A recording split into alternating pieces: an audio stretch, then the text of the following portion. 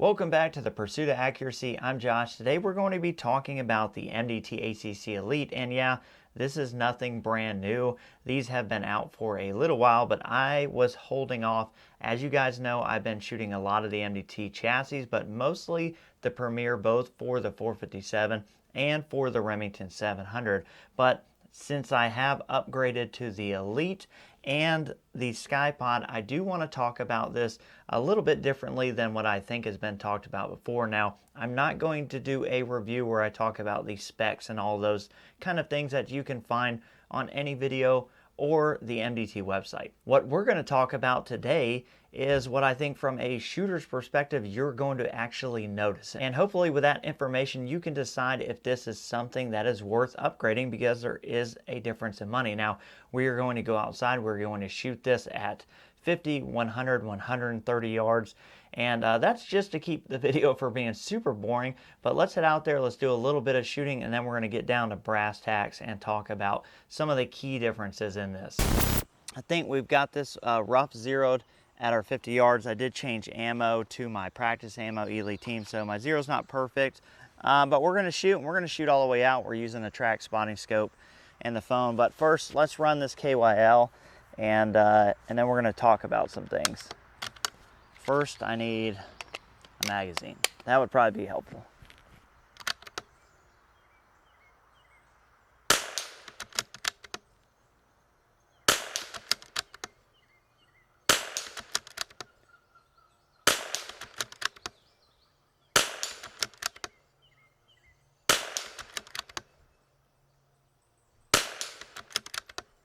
Quarter inch. Oh, and I held left and hit left. All right, that was me. I thought it was left, right. Let me send one more to verify. Yep. So one of the big things with the ACC Elite that I noticed right off the bat as far as a shooter's perspective is that because this forend is so much more rigid, if I have a bipod out front, or I bring it back here, or I'm running a bag on a prop, my point of impact doesn't shift at all. Now on the Premier, if I was shooting off a bipod from the front for my zero and then I went to a bag under here, I actually noticed that when I shot my bag, I was a tenth or two high, and I just had to account for that. So most of the time with the Premier, I zeroed and did all my truing and everything off of the bag, because that's what I mostly shoot off of when it counts. But because they made the forend so much more substantial on the Elite, I don't have to worry about that now. That all stays the same. And let's see where we're at 100 as far as windage. We're just going to hold this straight up. Okay, we're going to kind of let that guy chill out. Looks fairly center.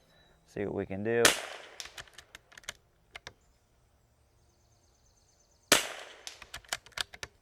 See how lucky we get. It does look like I'm trending a little high and right. Make a little bit of an adjustment there.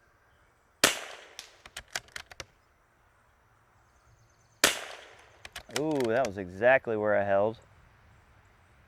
Oh, and just on the other side of that guy. There we go. All around it, quarter inch. I swear this went.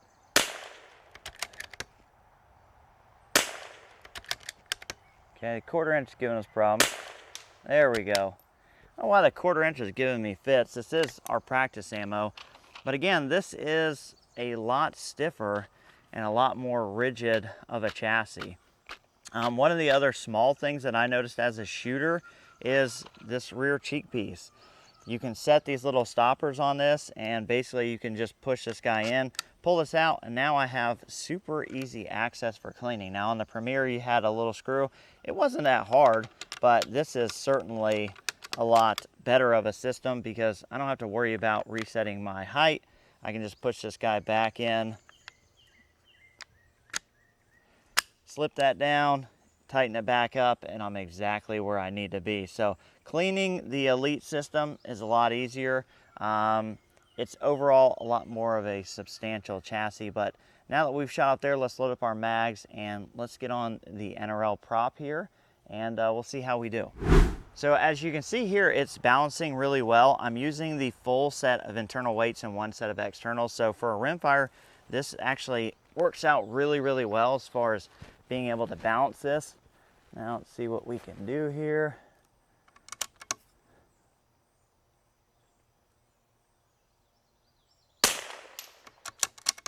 All right.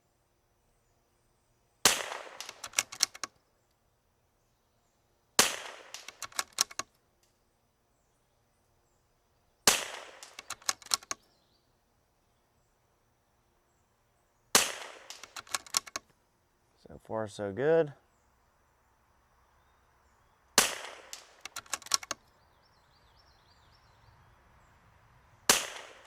Ooh, I think that was me. There we go. Oh, actually went a little bit better than off the bench, but it's hard to see from here. I had a little bit of a wobble zone, but I don't think my point of impact has shifted at all. Now the whole system works really well, and I've really enjoyed shooting this. I've shot this in 2 matches over the last 2 weeks and trained with it for about 3 or 4 weeks now, and I don't think I could go backwards, but there is a price difference. You're looking at $1,500-ish for the Elite. And being a guy who shot the Premier, do I think that that's a worthwhile upgrade over the Premier? Yeah, I don't think you should ditch your Premier and just buy one of these. I don't think I would just flat out replace it, but if I was looking for a new chassis, it's definitely worth spending the extra couple of bucks to get the Elite, because I do think the benefits are there. They obviously took the Premier and took a lot of shooter feedback and then came out with the Elite, and this is a result of it. It's very clear that they were listening to people and they were very willing to implement changes. I had to make a slight camera change there, but we're gonna try and sneak. I have some targets in the way. I'm going after the 130-yard KOL. I'm gonna try and sneak this past the target in front of it. There we go. Had something blocking the biggest one from my line of sight. This is the 130-yard KYL.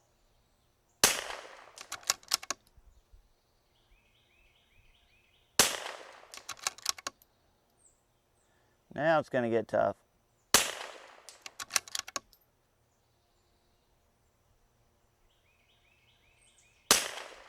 Oh! I should retire on that one. Another big thing when it comes to rimfire is an adjustable mag catch. Now, a lot of magazines now have adjustable mag catches, but not all of them do. So having that on your actual chassis is a very important thing for me. And the adjustable mag catch on the Elite does work extremely well.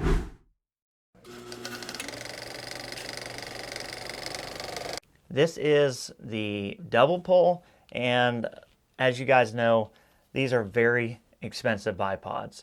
So I'm kind of torn on how I present this to you guys, because yes, it is an amazing bipod. It has a ton of adjustability. If you saw me shooting on the bench, then you're probably going to pick up on the fact that all I had to do was splay out the legs and I can shoot my 50-yard kind of KYL and paper target. On my other bipods, I have to basically rotate the legs forward, and that's why I do that, so that I can get the height lower on this. Now, there is a huge benefit to the amount of adjustability you do get for this, and if you find yourself in certain situations where you need something like this, then I think it's well worth the money. And what I'm thinking about here is a lot of times you may go to a PRS match and you may find yourself shooting across a tire, and a normal bipod is not going to allow you to span a tire, especially one laid over with kind of a larger inner hole. With something like this, you can simply deploy the legs, and this is almost the length of the rifle. So you can span gaps and obstacles that wide without this thing being overly tall. So there are some really key benefits. And again, this is very expensive. I think if you're shooting NRL Hunter, field style matches, things like that, then the SkyPod is definitely where it's at. Owning one now, you know, I'm probably going to use this going forward all the time. But I think if I was just shooting kind of NRL monthly matches or something like that, this is probably not going to be that useful for you. And I say that in terms of what this can do realistically over other bipods that are going to cost much less. So it's been very, very stable for me. I've really enjoyed using it. I've used it in 2 matches now and in all my practice. And it's another piece that, yeah, I don't think I can go backwards from here. I think the SkyPod is going to stay. It's going to be my primary bipod.